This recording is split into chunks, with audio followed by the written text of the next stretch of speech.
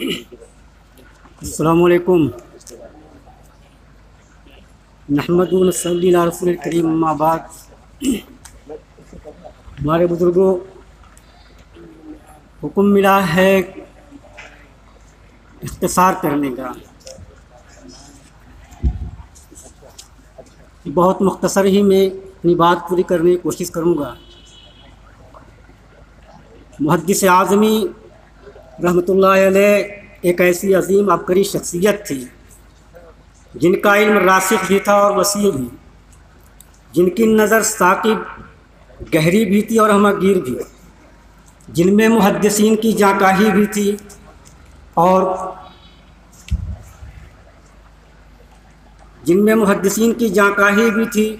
اور العزمی بھی، جن کے اندر صوفیہ کا مجاہدہ بھی تھا اور سوز و گداز بھی. آپ علم کے طالب صادق بھی تھے اور علماء کو استاد بھی. ان کو دیکھ کر محدثین کے حیرت انگیز حافظے کی تصدیق ہوتی تھی. ائمہ اجتہاد کی ذہانت و فطانت پہ یقین پختہ ہوتا تھا. آپ غیرت و حیا کے پتلے تھے، اخلاص اللہیت کے پیکر تھے.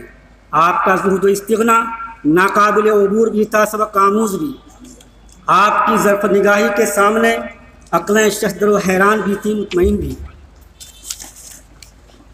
آپ سفالہ پوش، نیم تاریک مکان کے مکین تھے، دلپ پوش اور بوریہ نشین تھے، لیکن مبدع فیاض نے انہیں علم تحقیق کا سرور و تاجدار بنایا تھا. اسی طرح ملت اسلامیہ ہند کی شیرازہ بندی، تنظیم و اجتماعیت کی عمارت کا حقدار بھی. محدث اعظمی ہندوستان کے پہلے امیر الہند منتخب کیے گئے تھے. یہاں پہ ایک سوال ہے کہ عمارت کیا ہے؟ ہندوستان میں عمارت کی ضرورت کیوں پیش آئی؟ یہ چند سوالات ہیں. میں مختصر طور پر کچھ معروضات پیش کرنے کی کوشش کروں گا. قابل غور نقطہ یہ ہے کہ سرور انبیاء فخر موجودات نبی کریم صلی اللہ علیہ وسلم کی تجہیز و تکفین سے پہلے خلافت کا انعقاد ہوا ہے. مورخہ 13 ربیع الاول سن 11 ہجری مطابق 9 جون 633 عیسوی کو صدیق اکبر رضی اللہ عنہ پہلے خلیفہ منتخب ہوئے تھے. تب سے مسلمان خلافت کے تحت زندگی گزار رہے تھے. تاریخ کے ہر دور میں خلافت کا تسلسل قائم رہا، لیکن اپنوں کی سادگی، غیروں کی عیاری سے سن 1924 میں خلافت ختم کر دی گئی اور آخری خلیفہ عبدالمجید ثانی کو سوئٹزرلینڈ متعطل کر دیا گیا. خلیفہ اول حجرہ عائشہ میں نبی کریم علیہ السلام کے قدموں میں آرام فرما ہے،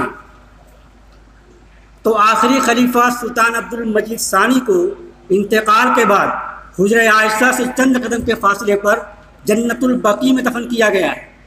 اس طرح یہ بتا دیا گیا کہ تمہاری خلافت جہاں سے شروع ہوئی تھی وہیں لوٹ چکی ہے، خلافت کے دن لگ چکے ہیں. اس طرح 13 صدیوں تک خلافت کے فیوز و برکات روئے زمین پہ قائم رہے ہیں. اس کے بعد مسلمان دنیا میں بلا خلافت کے زندگی گزار رہے ہیں. آج الغائے خلافت کو ہجری سن کے حساب سے 98 سال پورے ہو رہے ہیں. ہمیں بلا تاخیر الغائے خلافت کی سرسالہ ماتمی تقریبات اور تعزیتی اجلاس کی تیاری کر دینی چاہیے. ہندوستان میں خلافت کبھی نہیں رہی، لیکن خلافت سے منظور شدہ اور سند یافتہ بادشاہت ضرور رہیں گے. تفصیل کے لیے مقالات سلیمان ثانی کا مطالعہ کرنا چاہیے. میں اشارہ کر رہا ہوں سن 1806 میں جب دہلی پر انگریزوں کا اقتدار قائم ہوا اور انہوں نے یہ اعلان کر دیا کہ ملک بادشاہ کا اور حکم انگریز بہادر کا، تو اسی وقت مسلم اقتدار کا ستارہ گردش میں آ چکا تھا. انگریز تجارت کی منڈیوں سے نکل کر تاج و تخت سے کھیلنے لگے، تو اس زمانے کے فقیہ اعظم عالم ربانی شاہ عبدالعزیز رحمۃ اللہ علیہ نے فوراً سمجھ لیا تھا کہ اب مسلمانوں کا سیاسی زوال ہونا چاہ رہا ہے. اس لیے عملی طور پر ہندوستان میں مسلمانوں کے کرنے کا کام یہ ہے کہ وہ عمارت کا نظام قائم کر لیں. چنانچہ انہوں نے اس کا فتویٰ دیا. عمارت کیا ہے؟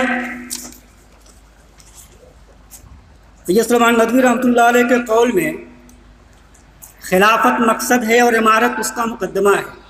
اور واقعہ یہ ہے کہ مکی عمارت کی تمہید کے بغیر مدنی عمارت کا مقصد پورا نہیں ہو سکتا۔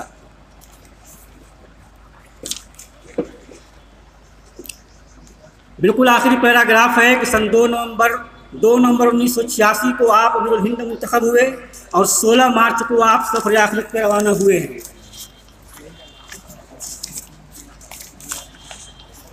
اس طرح کل مدت عمارت آپ کی 5 سال 4 مہینہ 14 دن قائم رہی ہے۔ یہ آپ کی زندگی کا آخری مرحلہ تھا۔